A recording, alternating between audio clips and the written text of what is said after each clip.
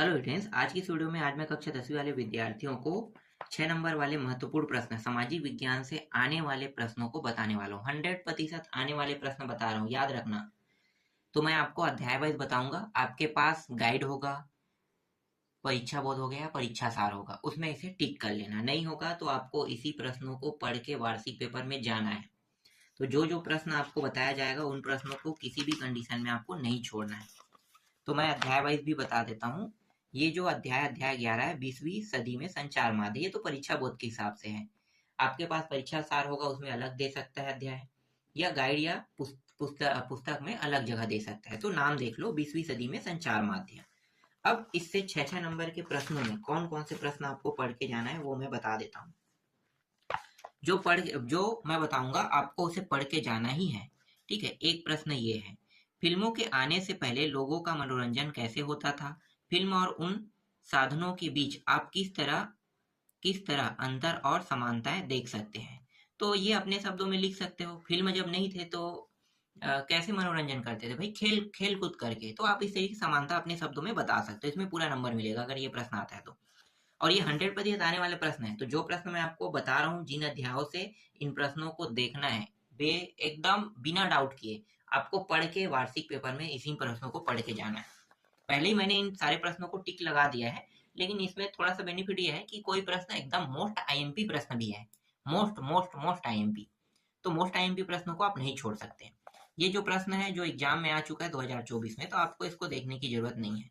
इसको आप हटा सकते हैं, इसलिए मैंने सिर्फ इसे इंपॉर्टेंट में रखा है। इसके बाद ये वाला प्रश्न देखो, तीसरा। आधुनिक संचार माध्यम के विभिन्न पहलुओं, सूचना देना, संवाद का माध्यम बनना, मनोरंजन और लोगों की सोच और अभिरुचियों को प्रभावित करना, उन पर सरकार की निगरानी रखना की दृष्टि से मोबाइल फोन की समीक्षा करें। ठीक है। ये प्रश्न हो गया इंपॉर्टेंट, सिर्फ इंपॉर्टेंट दे रहा हूँ, ये एकदम मोस्ट इंपॉर्टेंट में नहीं दे रहा हूँ। मोस्ट इंपॉर्टेंट कहूंगा उसको आपको छोड़ना ही नहीं है, इनको छोड़ सकते हो। इसलिए यहाँ पे मैं बस बता रहा हूँ कि 6 नंबर के प्रश्न है, ये इंपॉर्टेंट है, पर इनको भी आपको नहीं छोड़ना है, पढ़ के जाना है। आधुनिक मास मीडिया में विज्ञापन की क्या भूमिका है? अगला देखो, नए युग की मीडिया के नाम से किसे जाना जाता है और क्यों?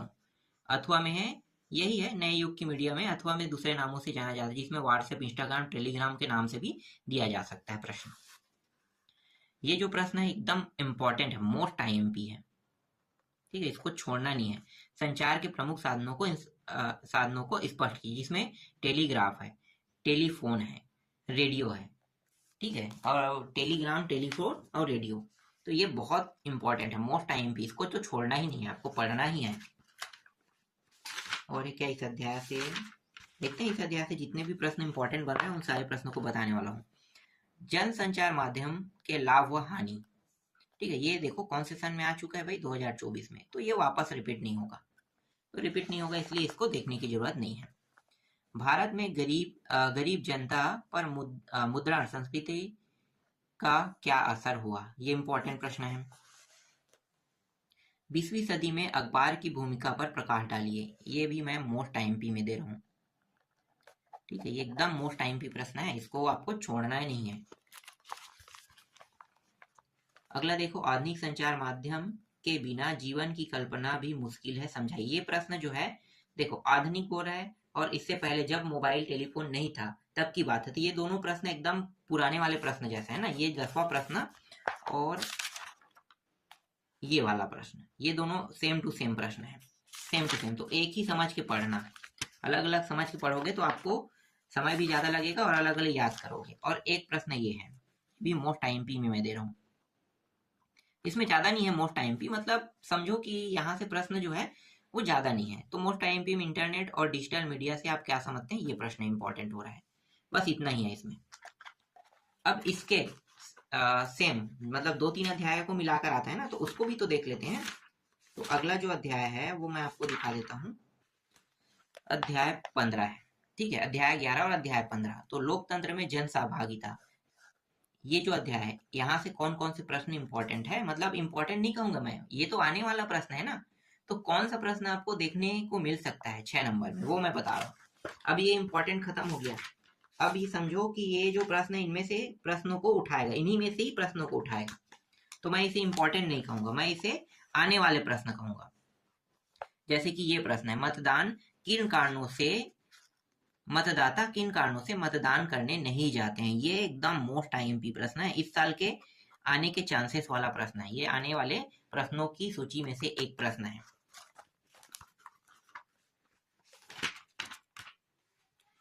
इसी तरीके से ये है, दबाव समूह और राजनीतिक दल में अंतर पूछ सकता है। दबाव समूह को अलग से पूछ सकता है, राजनीतिक दल को भी अलग से पूछ सकता है। तो इसको देख लेना कि दबाव समूह क्या होता है, राजनीतिक दल क्या होता है। इसके बारे में आप जितना ज्यादा जानोगे उतना ही अच्छा रहेगा। तो ये भी मोस्ट आईएमपी में ले लो। दोनों को अलग अलग दे सकते हैं, मैं यहाँ पे पहले ही बता देता हूँ। जब आप तैयारी करोगे तो दोनों को तुलनात्मक पढ़ोगे, तुलनात्मक पढ़ने के बाद इसके बारे में थोड़ा सा सोचना और इसके बारे में थोड़ा सा सोचना, तो आपको पता चल जाएगा कि दोनों के जो कंडीशन है, मतलब दोनों के बारे में आपको अच्छे से विशेषताएं प्रभाव पता चल जाएगा। तो इसे अलग अलग करके पढ़ लेना, ज्यादा अच्छा रहेगा। फिर एक प्रश्न ये है मोस्ट आईएमपी में, ठीक है। इस साल मेरे हिसाब से यहाँ से तो प्रश्न आएंगे मोस्ट आईएमपी में। तो ये प्रश्न देख सकते हैं, मतदान किसे कहते हैं और भारत में मतदान व्यवहार को प्रभावित करने वाले कारकों का उल्लेख कीजिए। अभी अभी हमारे छत्तीसगढ़ में चुनाव हुआ है ना, तो अभी कुछ जगह चल रहा है और कुछ जगह हो चुका है समझो। तो चुनाव जो हो रहा है, तो चुनाव से संबंधित इस बार एग्जाम में प्रश्न आने वाले हैं, तो इसलिए ऐसे प्रश्नों को नहीं छोड़ना है। एक और है यहाँ पे देखो, ये भी मोस्ट आईएमपी है, मतदान व्यवहार को प्रभावित करने वाले तत्व कौन कौन से हैं। ये हो गया। अब देखो यहाँ पे वही दबाव समूह और राजनीतिक वाला है ना, तो यहाँ पे आ गया है। तो ये इंपॉर्टेंट में मैं दे रहा हूँ, मैंने आपको पहले ही बता दिया है कि दोनों को थोड़ा सा देख लेना, राजनीतिक और दबाव समूह, क्योंकि ये जो प्रश्न है बहुत इंपॉर्टेंट है, बहुत इंपॉर्टेंट। तो यहाँ पे सिर्फ मैंने इसे 6 नंबर में टिक किया है, यहाँ से पढ़ने की जरूरत नहीं है। जहाँ पे मैंने अंतर बताया ना, वहीं से पढ़ लेना, यहीं से पढ़ लेना। और जब समझ में ना आए तो थोड़ा बहुत जानने के लिए इसको भी देख सकते हो, ठीक है। ये भी मोस्ट आईएमपी प्रश्न है। देखो, लोकतंत्र में संगठन बनाने का अधिकार क्यों जरूरी है। ये प्रश्न मोस्ट आईएमपी प्रश्न है, मतलब आने वाले में से एक प्रश्नों की सूची में से ये भी प्रश्न है। देखो यहाँ पे फिर से आ गया राजनीतिक दल, दबाव समूह। अब जहां से आप पढ़ना चाहो वहां से पढ़ सकते हो, ठीक है। चाहो तो आप यहीं से पढ़ सकते हो, अब उन दोनों जगहों को छोड़ के डायरेक्ट यहाँ से पढ़ सकते हो, ठीक है। तो एक जगह से पढ़ना है आपको, 3 जगह में से एक जगह से पढ़ना है। ट्रेड यूनियन पर टिप्पणी लिखिए, ये सिर्फ इंपॉर्टेंट है, मैं इसके आने के चांसेस तो कम है, बस टिप्पणी लिखना है और टिप्पणी वाले को देख लेना। और एक है ये मोस्ट इंपॉर्टेंट में, मतदान प्रक्रिया के 6 बिंदु लिखकर संक्षिप्त व्याख्या कीजिए। मोस्ट इंपॉर्टेंट प्रश्न है और यहाँ पे ये भी मोस्ट इंपॉर्टेंट है। और मैं बता रहा हूँ, जो मोस्ट इंपॉर्टेंट बता रहा हूँ इसमें से वही आएगा मोस्ट इंपॉर्टेंट वाला, उसको तो छोड़ना ही नहीं है, चाहे आपके पास समय रहे या ना रहे, पर आपको सबसे पहले मोस्ट आईएमपी को देखना है। जिसको मैंने मोस्ट आईएमपी में नहीं बताया, भले ही उनको आप छोड़ सकते हो, आएगा वहां से भी उठा सकता है, इसलिए मैं वहां पे इसलिए मैं आपको बता रहा हूँ कि छोड़ना नहीं उनको, लेकिन मोस्ट आईएमपी वाले से ही ज्यादातर उठाएगा, तो मोस्ट आईएमपी को छोड़ना नहीं है, ठीक है। महिला मतदाताओं की मतदान की प्रतिशत कम होने के 6 कारण लिखिए, ये मोस्ट आईएमपी है। इसके बाद देखो, ये स्थानीय निकाय में चुनाव का प्रतिशत क्यों बढ़ा हुआ रहता है, ये नहीं के बतौर है, चाहो तो आप पढ़ सकते हो, चाहो तो छोड़ सकते हो। मेरे हिसाब से ये आएगा नहीं, गलती में से टिक हो गया है। अब इसके बाद देखो, दबाव समूह की विशेषता, दबाव समूह से बता दी हूँ, बार बार आ रहे हैं, है ना। दबाव समूह की विशेषता है, दबाव समूह के महत्व, है ना, ये आ रहा है। तो एक ही जगह से देखना है, बार बार नहीं देखना है आपको।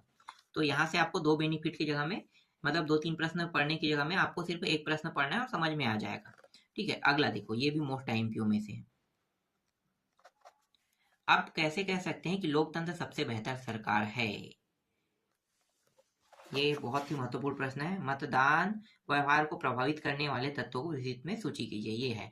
ये भी व्यवहार को प्रभावित करने वाला पहले ही मैंने बता दिया, लेकिन इस बार इसमें सूची दिया है, तो जो इससे पहले वाले मैंने बताया था उसमें इस सूची को जोड़ देना, और कोई प्रश्न है कहाँ, एक प्रश्न और है, ये भी मोस्ट आईएमपी में से है। भारत में मतदाताओं की संख्या में वृद्धि के मुख्य कारण लिखिए, तो ये मोस्ट आईएमपी प्रश्न है, ठीक है। बस इतने ही प्रश्न है। मोस्ट आईएमपी को आपको कोई भी कंडीशन में नहीं छोड़ना है, मैं आपको बार बार बता रहा हूँ, मोस्ट आईएमपी से ही ज्यादातर प्रश्न आएंगे। इसके बाद अध्याय 12 देखते हैं, ठीक है। ये भारत के संविधान का निर्माण, तो भारत के संविधान के निर्माण वाले में से कौन कौन से प्रश्न है आपको पढ़ना है, मैं बता देता हूँ। देखो, एक तो प्रश्न ये हो गया, ये मोस्ट आईएमपी प्रश्नों में से एक है। ठीक है, ये मोस्ट आईएमपी प्रश्न है, इसको आपको पढ़ना ही पढ़ना है। इसके बाद देखो अगला, स्वतंत्र भारत के संविधान और 1935 अधिनियम में किस तरह के अंतर थे, वे अंतर क्यों थे। ठीक है, ये इंपॉर्टेंट बस दे रहा हूँ मैं, इंपॉर्टेंट है एकदम, मोस्ट इंपॉर्टेंट में नहीं दूंगा, इसके आने के चांसेस थोड़ा बहुत है। संविधान निर्माण की प्रक्रिया कैसे आगे बढ़ी, ये भी सिर्फ इंपॉर्टेंट में दे रहा हूँ। ठीक है, इसको भी देख लेना। हमें संविधान की जरूरत क्यों है, ये मोस्ट इंपॉर्टेंट प्रश्न है। ठीक है, तो ये मोस्ट आईएमपी प्रश्न में ले रहे हैं। तो हमें संविधान की जरूरत क्यों है, ये मोस्ट आईएमपी प्रश्नों में से एक है, इसको अच्छे से देखना। भारत प्रभुत्व संपन्न समाजवादी धर्मनिरपेक्ष लोकतांत्रिक गणराज्य है, व्याख्या कीजिए, ये भी मोस्ट आईएमपीओ में से एक है, मतलब इसके आने के चांसेस ज्यादा हो गए। अगला देखो, भारत में संविधान सभा के केंद्र सरकार को किस प्रकार शक्तिशाली बनाया जाते हैं, है ना। तो यहाँ पे ये भी मोस्ट आईएमपी प्रश्नों में से है। ठीक है, मोस्ट आईएमपी प्रश्नों में से है, इसको भी आपको अच्छे से देख लेना है। और एक प्रश्न ये है, विचार अभिव्यक्ति विश्वास धर्म उपासना की स्वतंत्रता, तो ये इंपॉर्टेंट प्रश्न बस मैं दे रहा हूँ, ये प्रस्तावना है जो ये है ना। देखो, ये प्रश्न ध्यान से देखना, ये जो प्रश्न है भारत प्रभुत्व संपन्न समाजवादी निरपेक्ष लोकतांत्रिक, और यही जो प्रश्न है इसको यहाँ पे दे दिया है, जिसे विचार अभिव्यक्ति विश्वास धर्म उपासना, बाकी जो उसका टॉपिक है यहाँ पे दे दिया है, तो दोनों को एक में लेके पढ़ना ज्यादा अच्छा रहेगा।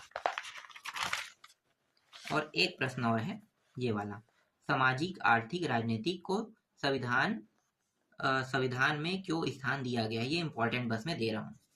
ठीक, अब एक और अध्याय है, इसको भी देखना है, संविधान शासन व्यवस्था और सामाजिक सरोकार। तो इस अध्याय से कौन कौन से प्रश्न हैं उसको भी मैं बता देता हूँ। देखो, एक तो प्रश्न ये है जो मोस्ट इंपॉर्टेंट में है, मोस्ट आईएमपी, शक्ति पृथक्करण सिद्धांत की संक्षिप्त परिचय दीजिए, ये भी मोस्ट आईएमपी में है। मोस्ट आईएमपी में, भारत का राष्ट्रपति बनने के लिए कौन कौन सी योग्यता होनी चाहिए, यहाँ पे ये भी मोस्ट आईएमपी में है। संसद का न्यायिक काम क्या है, और न्यायिक काम क्या है, इस काम को उच्चतम न्यायालय को न देकर संसद को क्यों दिया गया है। इसके बाद बाकी प्रश्नों को छोड़ना है, सीधा दीर्घोत्तरी प्रश्न क्रमांक 1 में आ जाना है, ये सिर्फ इंपॉर्टेंट है। लोकतंत्र में शक्ति व विकेंद्रीकरण और शक्ति विभाजन का क्या महत्व है, भारत में शक्ति का विकेंद्रीकरण कितने स्तरों पर किया गया है, ये प्रश्न है एक। ये प्रश्न एग्जाम में आ चुका है, इसलिए इसको देखने की जरूरत नहीं है।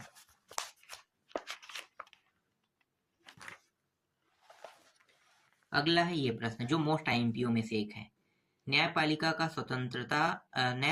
की स्वतंत्रता बनाए रखने के लिए संविधान के विभिन्न प्रावधान कौन कौन से हैं, तो ये मोस्ट आईएमपी प्रश्नों में से एक है। अगला है, कानून बनाने की प्रक्रिया में संसद कार्यपालिका पर किस प्रकार निर्भर है, इस बात का प्रभाव कानून पर सकारात्मक होगा या नकारात्मक, ये भी मोस्ट आईएमपीओ में से एक है। ठीक है, मोस्ट आईएमपीओ में से एक प्रश्न है। इसके बाद अगला देखो, भारत के राष्ट्रपति की शक्तियां व कार्यों का संक्षिप्त में विवेचना कीजिए, ये एग्जाम में आ चुका है, तो मुझे नहीं लगता कि ये इस बार आएगा, इसलिए इसे देखने की जरूरत नहीं है।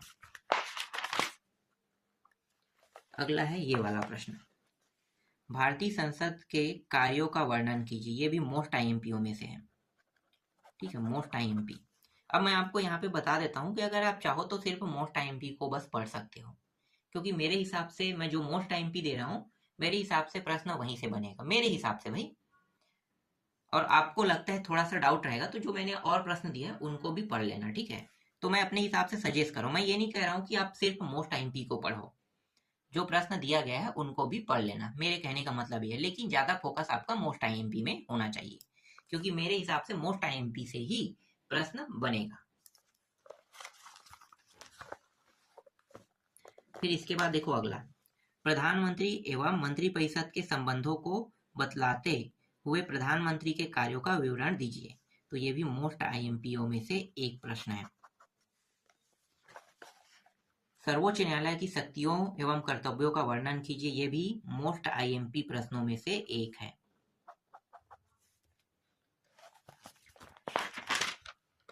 और कोई है क्या मोस्ट आईएमपीओ में से? इसके बाद सिर्फ आईएमपी है ये। औपचारिक रूप से सर्वोच्च होने पर भी राष्ट्रपति को व्यवहार में बहुत कम शक्तियां क्यों दी गई होगी? ये सिर्फ इम्पोर्टेंट है। ये भी इम्पोर्टेंट है। लोकतंत्र कार्यपालिका पर कारगर ढंग से नियंत्रण रखने की नहीं, बल्कि जन भावनाओं और जनता की अपेक्षाओं की अभिव्यक्ति का मंच है। क्या आप इस कथन से सहमत हैं? कारण लिखिए। ये सिर्फ इम्पोर्टेंट प्रश्न है।